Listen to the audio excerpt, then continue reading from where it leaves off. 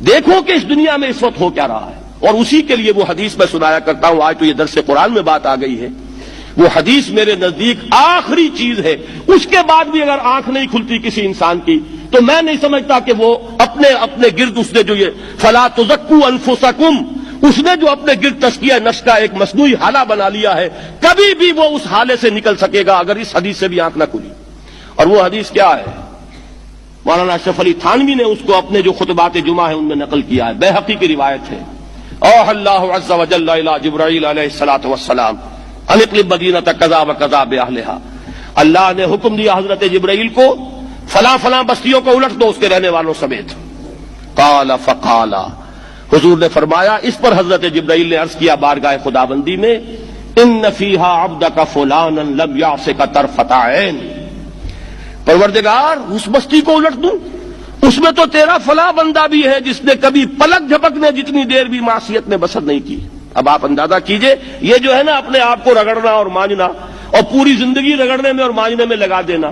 ہم بعض بزرگوں کے تذکرے میں سنتے ہیں اتنے اللہ والے تھے کہ ان کا گھوڑا بھی کوئی مشکوک دانہ نہیں کھاتا تھا، اور وہ خود جو ہے وہ انگریز کی عدالت میں بیٹھے ہوئے اور انگریز کی نوکری کر رہے تھے۔ یہ ہے وہ مائکروسکوپک اور مائکروسکوپک کا عدم توازن، طاغوت کی چاکری کر رہے ہیں، انگریز کی ملازمت کر رہے ہیں، انگریز کے قانون کی تنفیذ کے اندر اعلی کار بن رہے ہیں، لیکن ذاتی تقوی اور ذاتی نیکی اور ذاتی للہیت جو ہے اس کا معیار یہ ہے کہ ان کا گھوڑا بھی مشکوک چارہ اور مشکوک کھانا نہیں کھا سکتا۔ یہ ہے وہ عدم توازن، اس کو نوٹ کیجیے گا، جس کو کہ اس حدیث میں محمد رسول اللہ صلی اللہ علیہ وسلم نے واضح کر دیا کہ حضرت جبرائیل عرض کرتے ہیں کہ اللہ فلاں بستی کو الٹ دوں، اس میں تو تیرا فلاں بندہ بھی ہے جس نے پلک جھپکنے جتنی دیر بھی معصیت میں بسر نہیں کی۔ ذاتی نیکی کا اب اس سے اونچا کوئی مقام کوئی شخص مجھے اگر بتا سکے تو میں اس کا مرید ہو جاؤں گا۔ اس سے اونچا کوئی مقام ہوگا کہ آنکھ جھپکنے جتنی دیر بھی کسی نے معصیت میں بسر نہیں کی، ذاتی نیکی کی معراج۔ لیکن حکم کیا ہوا بارگاہ خداوندی سے؟ قال فقال، حضور نے فرمایا، اللہ تعالیٰ نے حکم دیا جبرائیل کو، اقلب علیہ وعلیہ، الٹو اس بستی کو، پہلے اس بدبخت پر پھر دوسروں پر۔ کیوں؟ فإن وجہہ لم یتمعر فی ساعۃ قط، اس لیے کہ اس کا چہرہ کبھی میری غیرت میں سرخ نہیں ہوا، اس چہرے کا رنگ نہیں بدلا۔ بے غیرت انسان، بدیاں پھیلتی رہیں، میرے دین کو روندا جاتا رہا، میری شریعت کی دھجیاں بگڑتی رہیں، عوامر کا مذاق اڑایا جاتا رہا، نواہی کے لیے دنیا کے اندر جن چیزوں سے میں نے روکا اس کے لیے فلسفے تراشے گئے،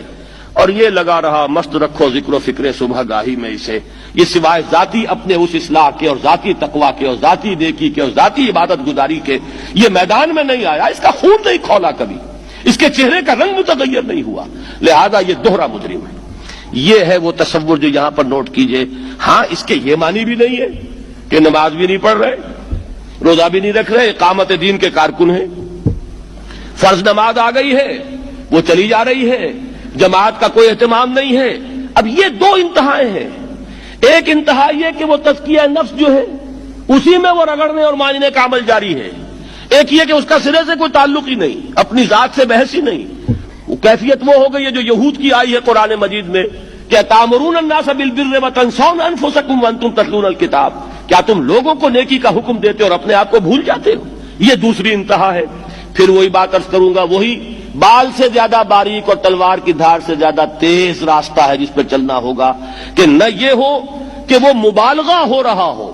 اپنی ذاتی اصلاح میں تو مبالغہ کی حد تک آگے جا رہے ہیں، اور دوسرے یہ کہ اپنے دین کی تبلیغ و اشاعت، اقامت دین کی جد و جہد، اس کا کھانا ہی نہیں کھولا زندگی میں، وہ کھاتا ہی نہیں کھلا ہے۔ یہ ایک انتہا ہے۔ دوسری انتہا یہ ہے کہ انسان یہ سمجھے اپنے آپ کو کہ میں تو مجاہد فی سبیل اللہ اور دین کا کارکن اور دین کا میں اللہ کے دین کو قائم کرنے کی جد و جہد کرنے والا ہوں، جبکہ حال یہ ہو کہ جو کبائر ہیں وہ بھی زندگی میں موجود ہوں۔ ظاہر بات ہے فرض کا ترک کبیرہ ہے، نماز فرض چھوڑی تو کبیرہ گناہ کا ارتکاب ہو گیا، وہ تو کبائر میں آ جائے گا۔ فرائض کا ترک کر دینا کبیرہ گناہ شمار ہوگا۔ لہذا یہ دو انتہا